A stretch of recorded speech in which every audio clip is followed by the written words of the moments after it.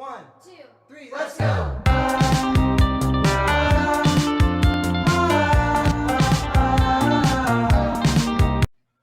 Panagdait sa tanan, and welcome back to our Physical Education and Health class. I am Sir Justin Romer. You can call me Sir Justin or Sir Romer. For today's lesson, we'll be talking about the exercise principles, including the FITT principle. For our objectives, you need to demonstrate the FITT principle on designing a personalized fitness program, adopt different types of training principles, and perform a personalized fitness program. I do hope that we can achieve the objectives during or after the lesson. For our review, we'll just talk about the exercise principles, particularly the importance or the purpose. These exercise principles are actually a guide for those who want to improve their body. When we want to perform an exercise, basically, we are performing exercises to improve something on our body. By that, if we want to improve something on our body, it needs a careful planning. In planning, we need to follow a certain guide or rules. So, mauna ni silang ang mga exercise principles.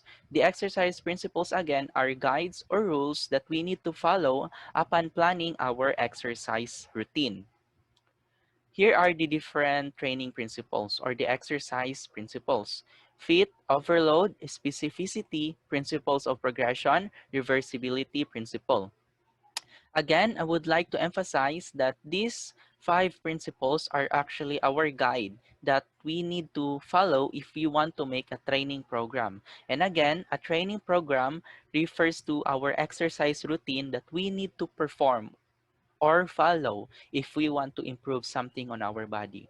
Basically, ma-apply na to ni siya sa gym. If you have tried going to the gym, naatay gina-follow nga exercise training program which is actually designed personally, naka-customize siya rather, depende man gud siya sa ato ang gusto nga i-improve sa atong body.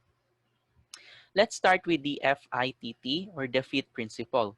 It refers to frequency, intensity, time, and type. So in other words, FIT principle.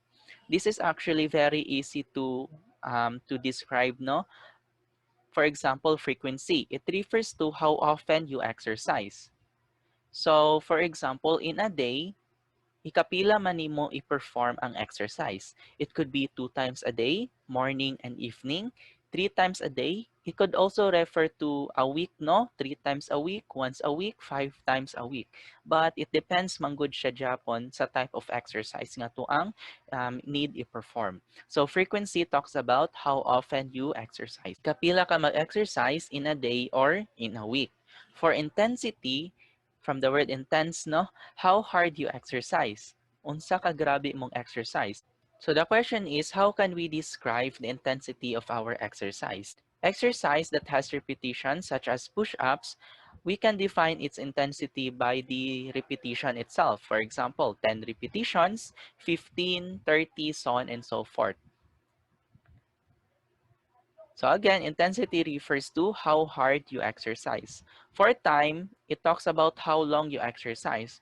Or in other words, it talks about the time duration of the exercise. For example, when you are jogging, performing jogging, how long can you perform a jog? So let's say an hour, 1 hour and 30 minutes, so on and so forth. For the type, it talks about the type of exercise itself. What kind of exercise do you perform? Are you performing jogging? Are you performing sit-ups, push-ups, jumping jacks, so on and so forth? So again, the FITT principle stands for frequency, intensity, time, and type. The next one is specificity principle. From the word specificity, or specific rather, it talks about the exercise that should match the body muscles being developed. From the word specific manggod. Therefore, meaning or in other words, specificity principle talks about the exercises that we need to perform should match the goal or the body part that we want to develop. For example, if we wanted to develop our abdominal muscle, what certain exercise should we perform to develop the abdominal muscle?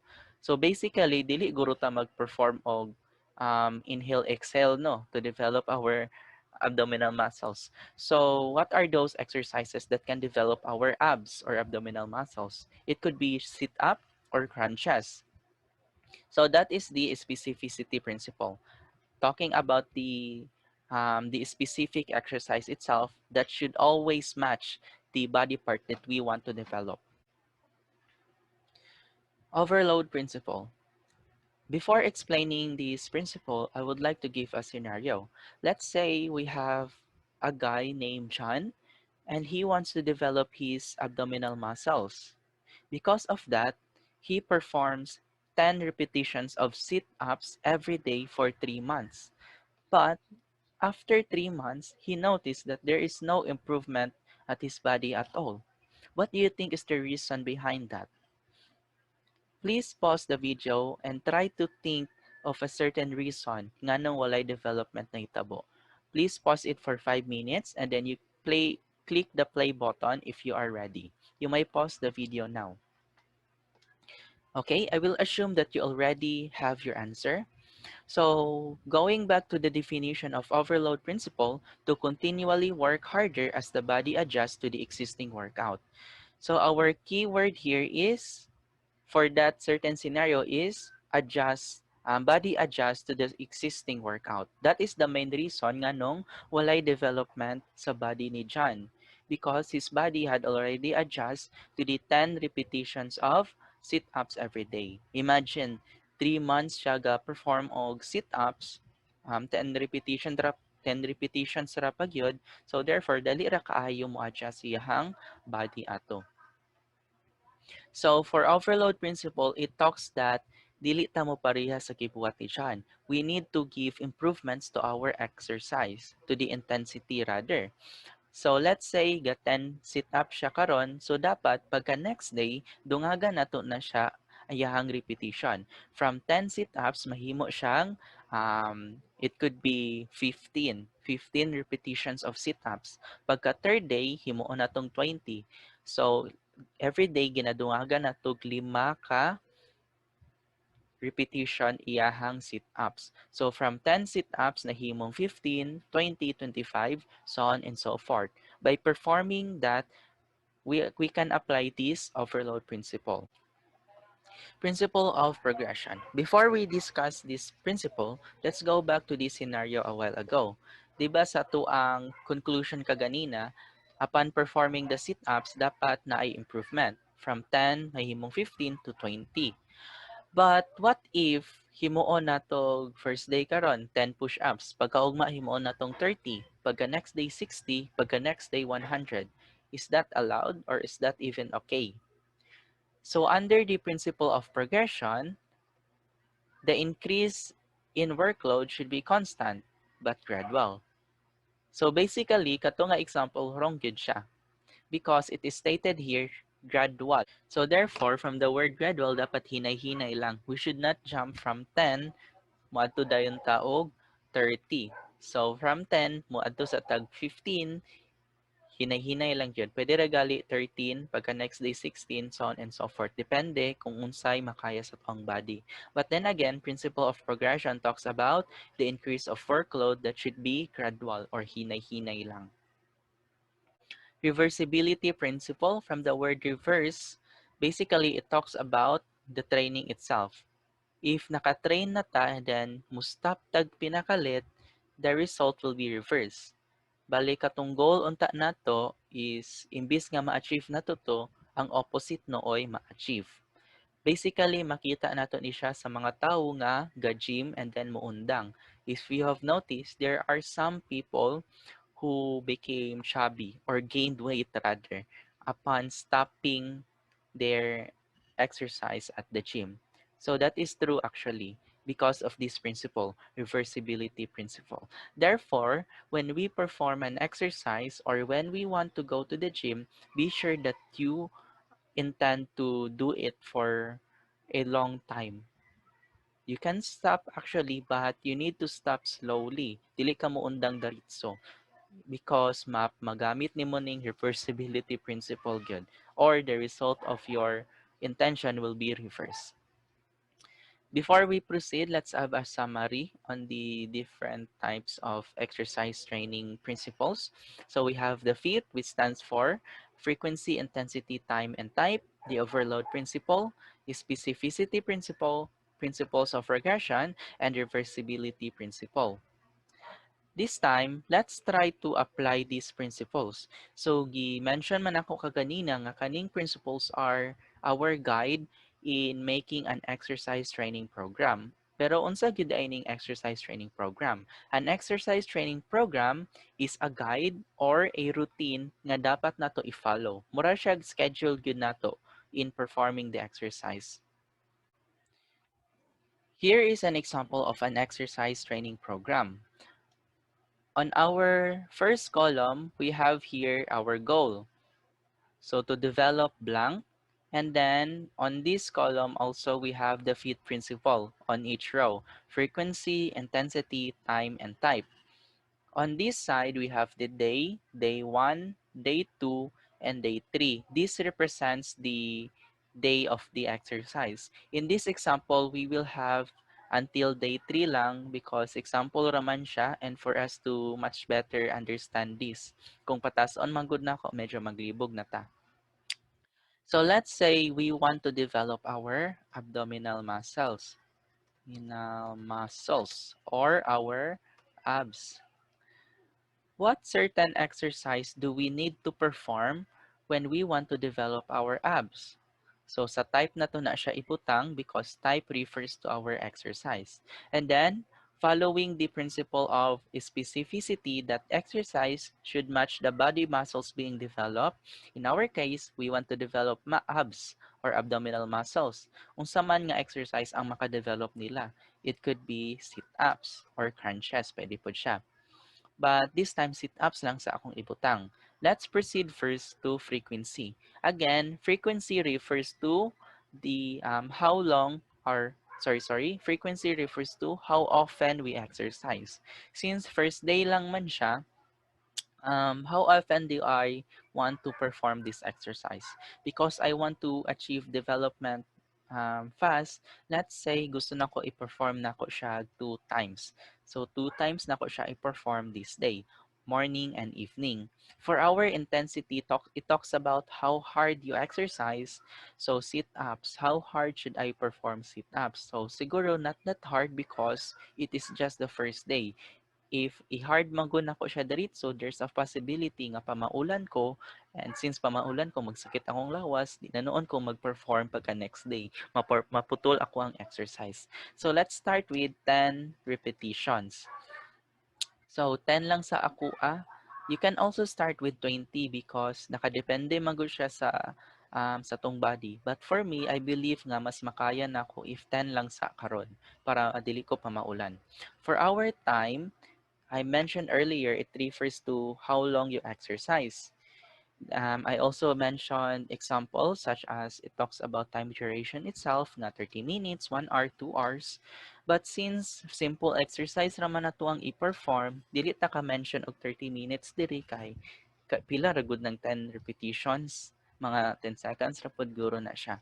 So instead of time duration akong ibutang, I could also write here the schedule kung kanus-an ako siya gusto i-perform. Again, kuan magud ning exercise training program, our schedule, exercise schedule that we need to follow. So let's say 6 a.m. inigmata na ako and then 9 p.m. before ko matulog. Since 2 times man ako siya i-perform. So aning orasa i-perform na kong sit-ups which is 10 repetitions ra siya. So that is very easy to apply, no? So, na-apply na ba natong exercise principles ani? So, napatay wala na-apply si principle of progression o si principle of overload. So, unsaon man nato na siya pag-apply? Going back to overload, it means continually work harder as the body adjusts to the existing workout. Meaning to say, we need to adjust our intensity here. So, on the second day, sit-up siya po akong i-perform. But since naaman tayo overload principle, we need to adjust our intensity. From 10 repetitions, himuon na to 15. Sige, 15 kunuhay akong exercise dire. And then 2 times a day lang gihapon for our frequency. And schedule, same schedule ra gihapon. So, okay, check na. Na-apply na nato si principle of overload. What about si principle of progression? Na-apply ba nato? Yes, na-apply nato siya kay 5 raman ako ang gi-increase. So, gradual ra gihapon ako ang improvement sa intensity. So, therefore, na-apply na nato ang ato ang exercise training principles. So, very easy ra kay siya i-apply actually. For the principle of overload, aside from increasing the intensity, we can also apply that by increasing the workouts nga atwang i-perform. So for example, sa third day, following the principle of overload, we need to increase our workload rather. Aside from intensity, pwede man ta magdungag og another exercise diri, sit-ups and then crunches. Sorry, crunches. Okay. Diri 15 man ko on the day 2 sa sit-ups, diri himuon na nako 20 kay kailangan man siya i-improve. So sa ubos, for crunches, ako ang i-perform is 10 lang sa pod because first day pa man ako mag-crunches. Tapos same ra ang schedule, 6 a.m. to 6 a.m. every 6 a.m. inigmata and 9 p.m. before ko matulog. I-perform na ko si sit-up o si crunches. Tapos 20 repetition kay sit-up and then 10 repetition for crunches. 2 times a day gihapon siya kay morning and evening man siya. So this is a very simple instruction of how to make your exercise training program. This is actually very easy. And then additional information ra pod, if we want to develop something on our body, dili lang tataman kay day 3. Sample ra man gud ni siya mo ng day 3 ra ko taman. We need to make an exercise training program siguro mga months gyud or sometimes it could take us years jud. But in this example, tama na tag day 3 for us to easily understand kung saan pag-apply si exercise principles. And here again, mauni siya nga to ang sample sa exercise training program that we need to strictly follow if we want to develop something on our body. And that ends our discussion for today. I do hope that you fully understand our discussion. But rest assured, if you have some questions, you can always contact the teacher and you can always refer to the material sent to our Google Classroom. Be sure to also check your Google Classroom for further instructions for our activities. Once again, thank you for coming and see you next meeting.